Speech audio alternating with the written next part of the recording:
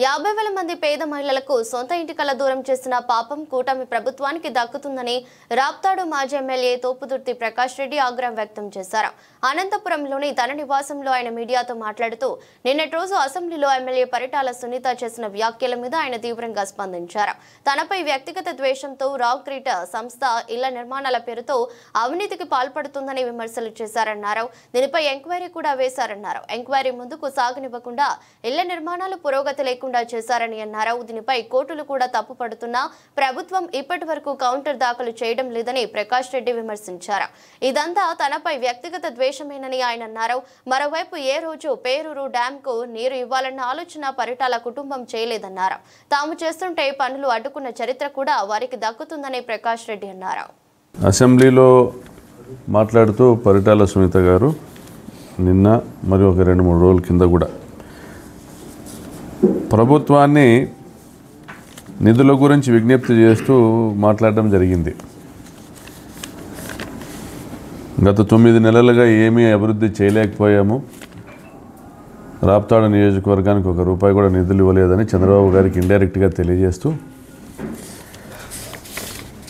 జగన్మోహన్ రెడ్డి గారు ముఖ్యమంత్రిగా ఉండగా నేను శాసనసభ్యునిగా ఉండగా తీసుకొచ్చినటువంటి పథకాలకు నిధులు అడగడం గురించి మనం విన్నాం.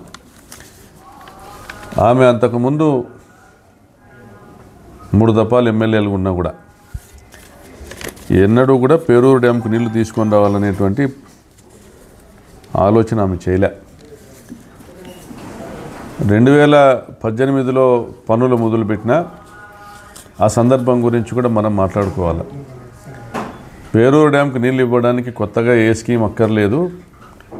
అంద్రినీవా మడక్సీర బ్రాంచ్ కాలువ నుండి రొద్దం మండలంలోని పెన్నా నది గుండా నీళ్లు తీసుకొచ్చి పేరూరు డ్యామ్ నింపచ్చు అనేసి మేమందరం కూడా సెలవిచ్చిన, దప్పికైనప్పుడు బావి దవ్వుకోవాలనేటువంటి పెత్తందారి విధానానికి ఆమె పాల్పడింది. దప్పిక అయ్యేది పేదవానికి, పేద రైతుకు, ధనదాహం ఉండేది పెత్తందారులకు, పాలకులకు. మరి ఆ విధానంలో ఆమె 2018లో జీడిపల్లి నుంచి పేరూరు కాలువకు టెండర్లు పిలిపించింది. 2019లో పనులు ప్రారంభించింది. ₹1 కూడా ఆ ప్రభుత్వం నిధులు ఇవ్వలే. నేను ఎమ్మెల్యే అయినాక ₹170 కోట్ల వాళ్ళ కాంట్రాక్టర్కే, సునీతమ్మ ఎంచుకున్నటువంటి కంపెనీకి ₹170 కోట్ల నిధులు ఇప్పించిన. పనులు కూడా బాగా వేగవంతంగా చేయించినాం. అదేవిధంగా ఈ కాలువ పనులకు సంపూర్ణంగా భూసేకరణ చేసి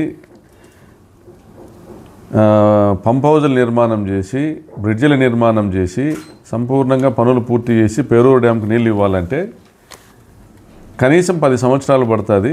ఈ 10 సంవత్సరాలు ఈ ప్రాంత రైతులను ఎండబెట్టడం అది సబబు కాదు. వారందరి దీర్ఘకాలిక కోరిక, ఈ ప్రాంతంలోని రైతుల యొక్క ఒక ఆశ అయినటువంటి పేరూరు డ్యాంకు అంద్రినీవా నీళ్ళు అనేటువంటి వారి కళను సాకారం చేయడానికి, రాజశేఖర రెడ్డి గారి మాటను నిలబెట్టడానికి మడక్సీర బ్రాంచ్ కాలువ నుండి పేరూరు డ్యాంకు 1 టీఎంసీ నీళ్లు విడుదల చేసేందుకు జగనన్న సహకారంతో జీవో తీసుకొని వచ్చాము. దాతల సహకారంతో, రైతుల సహకారంతో దాదాపుగా ₹5-6 కోట్ల ఖర్చు పెట్టి ప్రభుత్వం నుంచి రూపాయి నిధులు తీసుకోకుండా పెన్నా నదిలో రొద్దం మండలము, నాగలమడక హోబ్లీ, మరి అదేవిధంగా రామగిరి మండలంలోని పెన్నా నదిలో 45 కిలోమీటర్ల పాటు కాలువ నిర్మాణం చేసి పేరూరు డ్యాంకు 3 సంవత్సరాలుగా నీళ్ళు ఇచ్చినాం. మేమున్నటువంటి చివరి సంవత్సరంలో, శాసనసభ్యులుగా ఉన్నటువంటి చివరి సంవత్సరంలో కుప్పంకు నీళ్లు తీసుకుపోయే క్రమంలో నీళ్లు ఇవ్వలేకపోయాం.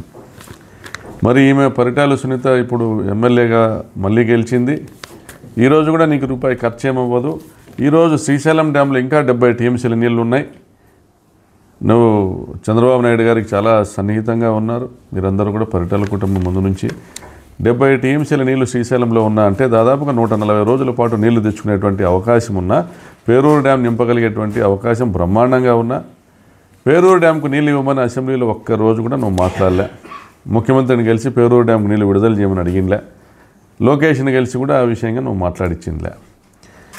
అసలు అవసరం కూడా లేదు. జీవోనే తెచ్చాం. జీవో 1 టీఎంసీకి జీవోనే ఉంది.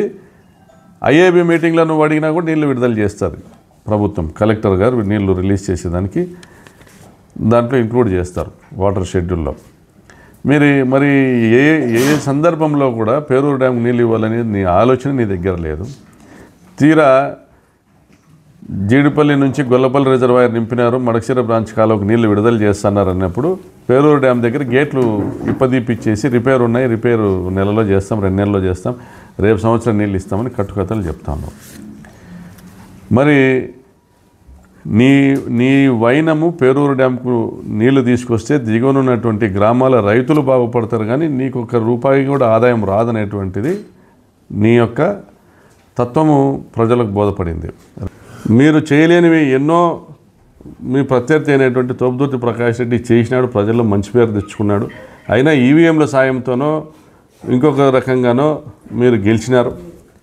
గెలిచిన తర్వాత ఆర్థికంగా రాజకీయంగా ప్రకాష్ రెడ్డిని అణిచివేయాలనేటువంటి ఒక మీ దుగ్ధతో మీ దురాలోచనతో రాష్ట్రంలోని 50,000 మంది మహిళలను ఇబ్బంది పెడతా ఉన్నారు. 50,000 ఇండ్ల నిర్మాణాన్ని మీరు నిలబెట్టినారు.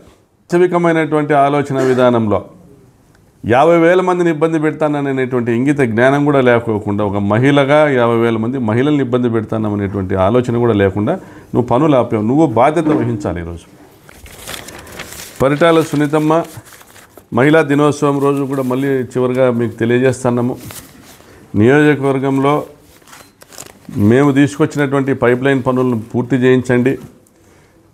నియోజకవర్గానికి తాగునీటి కొరతను తీర్చడానికి దాదాపు 90 కోట్లతో జగన్ గారు ఇచ్చినటువంటి పిఏబిఆర్ పైప్ లైను దాదాపు 60 కోట్ల పనులు పూర్తయినాయి, అవి కంప్లీట్ చేయించండి. అదేవిధంగా పేరూరు డ్యామ్కి మేము నీళ్లు తెచ్చాం, అది మళ్ళీ కూడా ఇప్పుడు కూడా మీకు మళ్ళీ భగవంతుడు అవకాశం కల్పించినాడు.